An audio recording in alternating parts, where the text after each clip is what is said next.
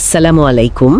আচ্ছা, কিয়ামতের দিনের কথা যখন ভাবি, সেই ভয়াবহ পরিস্থিতির কথা, তখন তো বুক কেঁপে ওঠে, তাই না? যখন নিজের লোকেরাও আর আপন থাকবে না।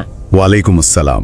হ্যাঁ, বিষয়টা এমনই গম্ভীর যে আসলে কল্পনা করাও কঠিন। চারিদিকে শুধু আতঙ্ক আর ভয়। কিন্তু দেখুন, এই ভয়ঙ্কর নিরাশার মধ্যেও কিন্তু এক বিশাল আশার আলো আছে। নির্দিষ্ট করে বললে নবী মোহাম্মদ সাল্লাল্লাহু আলাইহি ওয়াসাল্লামের উম্মতের জন্য। ঠিক বলেছেন, তাদের জন্য বিশেষ কিছু সুসংবাদ আর সম্মানের ব্যবস্থা আছে সে কঠিন দিনেও। আর আজ আমরা মূলত এই নিয়ে কথা বলবো। প্রথমেই একটা হাদিসের কথা বলি, যেটা শুনলে একই সাথে মনটা ভরে যায়, আবার অবাকও লাগে। নবীজি সাল্লাল্লাহু আলাইহি ওয়াসাল্লাম বলেছেন, হাদিসের ভাষ্য অনুযায়ী, কিয়ামতের দিন অন্য সব নবীর উম্মতের চেয়ে আমার উম্মতের সংখ্যাই বেশি হবে। সুবহানাল্লাহ। এবং শুধু তাই না, তিনি আরও বলেছেন, আর আমি সবার আগে জান্নাতের দরজা খুলব। এটা তো অসাধারণ একটা ঘোষণা। অবশ্যই অসাধারণ। এর তাৎপর্যটা একটু ভেবে দেখুন।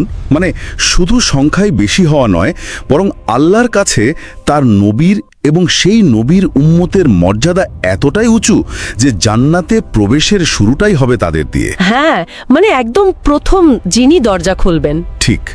এটা কিন্তু সেই মহাবিপদের দিনেও নবীজির সাল্লাল্লাহু আলাইহি সাল্লামের তার উম্মতের প্রতি যে একটা গভীর ভালোবাসা, একটা দায়িত্ববোধ, সেটারই প্রকাশ।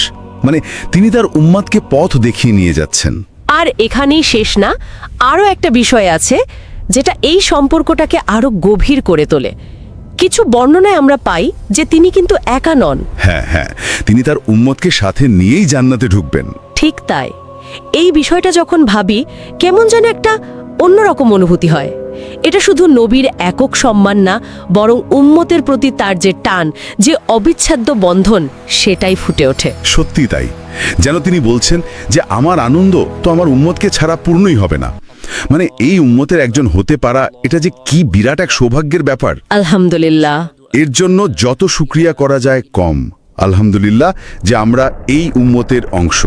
তাহলে দেখুন, মূল কথাটা হলো, কিয়ামতের ওই চরম সংকটময় মুহূর্তেও নবী মোহাম্মদের সাল্লাল্লাহু আলাইহি ওয়াসাল্লামের উম্মতের জন্য কিন্তু হতাশা নয়, বরং আশা আছে, বিশেষ সম্মান আছে, একটা আলাদা মর্যাদা আছে, যা সরাসরি নবীজির সাথে যুক্ত।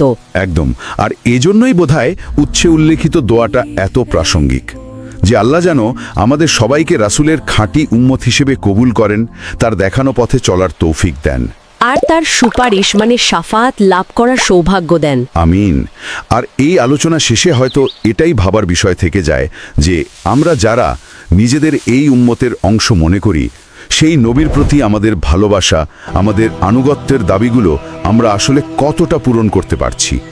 এটা একটা গভীর চিন্তার বিষয়।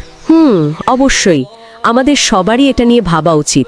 আজ তাহলে এখানেই শেষ করি। ইনশাআল্লাহ। আল্লাহ হাফেজ। আল্লাহ হাফেজ।